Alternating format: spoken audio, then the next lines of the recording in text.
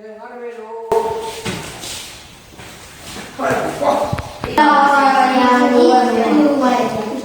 有，我这没有，他家啊，咱那不好，那票那边哪个？这种对不对？我票我买的，哎，我票我买的，要30米。我票啥事？挂的个票出来讲是3.7，到位你外是吗？没那个呢，我没票交了。都是要活的，就是这样样。ဟုတ်တယ်ဗျဆရာကြီးသူကစာလင်းချင်မလေးရကျောင်းနဲ့တက်တော်မှာလေဗျ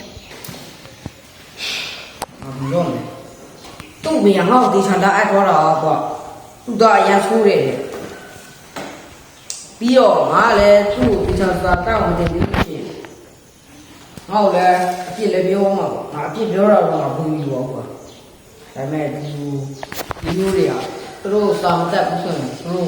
7做高嘛，哎，这没有多的地产少一点加的，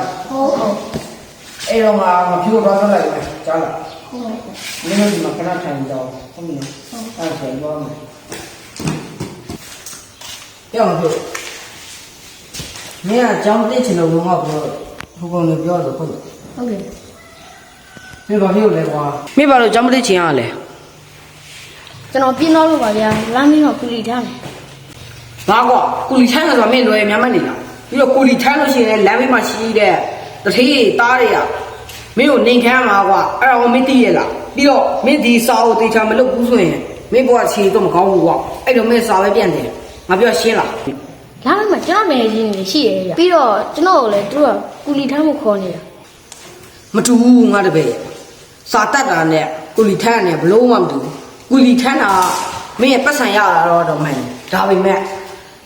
စာတက်နေတူကဘဒူးမှမင်းမိမယူခဲ့တော့မင်းအနေခံမှာမဟုတ်ဘူးအဲ့တော့မင်းမှတ်တာကြားနော်ရဲ့ကျွန်တော်စာကိုပြန်မှတ်တယ်မှာကောင်းပါကွာငါတပည့်မင်းတို့ငါကုန်ပြီပါတယ်အဲ့ယုံတို့စာပြက်နေရမယ်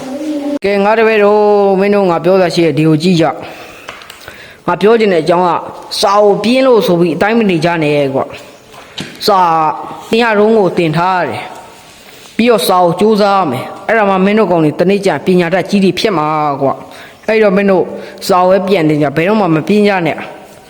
ပြင်းရင်ဖြင်းရင်မြောင်းလေးကိုရောက်သွားတတ်တယ်မင်းတို့ကောင်တွေအဲ့ဒါကိုမြင်းမြင်းမှတ်ထားကြကြားရနော်ဆရာကြီးပြောနားလဲလားဟုတ်ကဲအဲ့ဆိုရင်ငါတို့စာတင်လိုက်ကြအောင်